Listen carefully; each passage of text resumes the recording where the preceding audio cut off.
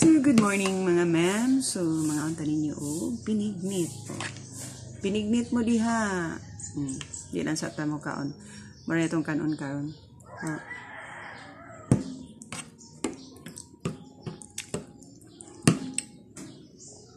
Puasa lugar ta. So, mamahaw rata din nata maniud to. Char. I try my best nga magpuasa ko karong adlaw. Di ko maniud to lugar. Mamahaw lang, nga di na maniud to, di ba? Puasa lang tag 1 meal. 1 meal or 2 meals lugar. Ang bihag niya.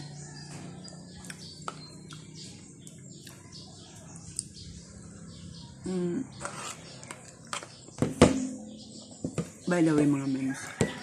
Kumusta man yung Good Friday karon? Lagyan ba mo kuan? Nagkuan ba mo? Bisita iglesia? Or nagunsa ba mo? Nag-travel ba mo karon? O sagara sa uban kay Toskuan, mga island, doon sa Camiguin. Nahuman naman kuan na oy. Murag napura na sa kuanan. Mag-atug mga panaad, mga kuan. So, for this year, iba, nagpalahi isag ko. Gusto ko mga kuan. More on services ba? Atong i-serve, magkuanta, mag-in-return ta sa Ginoo ang atong ibayad sa atong serbisyo, di ba? Daghang ka nanginahanglan og serbisyo karon. Labi na ang simbahan nanginahanglan og serbisyo sa mga tao. So, I give my service, o di ba?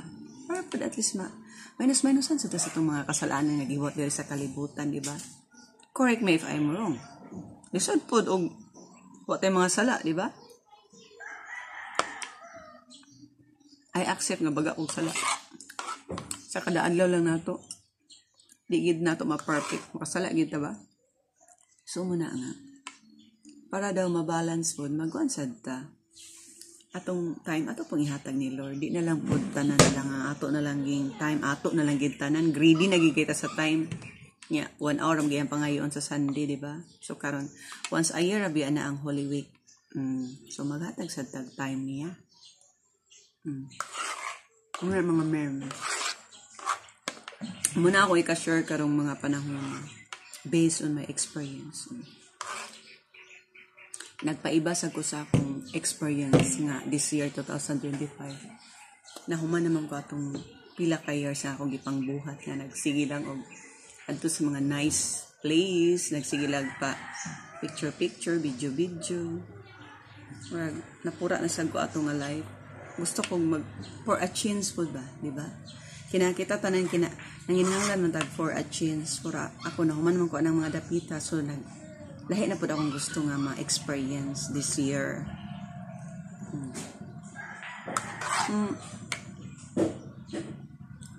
And then ang akong nakuan kibali, ang akong realization is nice ka sa feelings nimo nga. Basta heartily lang pwede mong gibuhat. Kaya og dili ka heartily nga gabuhat ka og mga services. Amray ayo. Pero og heartily, ma-feel gina nimo sa imong heart. Makita na. Ano nga means. So, maura ka na nga akong ika-istorya this Good Friday. My realization. Iwas tag ka og binignit. Pero, paningkamutan ako nga makapuasa ko by lunch or by dinner. Ana lang. Kaya di man ako makaya siguro ang whole day. Na may temptation o mukaon gid ko karon kay nami trabahoon sa simbahan. Kay sponsor sa taga-kabubuhan ang pag-decorate sa kuan sa Ginoo. Kato iyang lungon man kuno to. Nya pamutangag mga bunga. So I'll be the one to assist them. Maghatag sa atong serbisyo. Isod sa danga ko ra mga kauban. So mo-assist pud ta, di ba? So I hope inana sa inyong mahuna-hunaan nga maghatag sa mog time sa inyong mga asa man mo karon nga lugar, sa inyong simbahan, sa inyong kapilya, sa inyong asa dapita, na chapel, o di ba? So ana ra na mga ma'am. Thank you for watching. Babu for a while kay nakoy lakaw. O busy ka inyong ma'am karon whole day.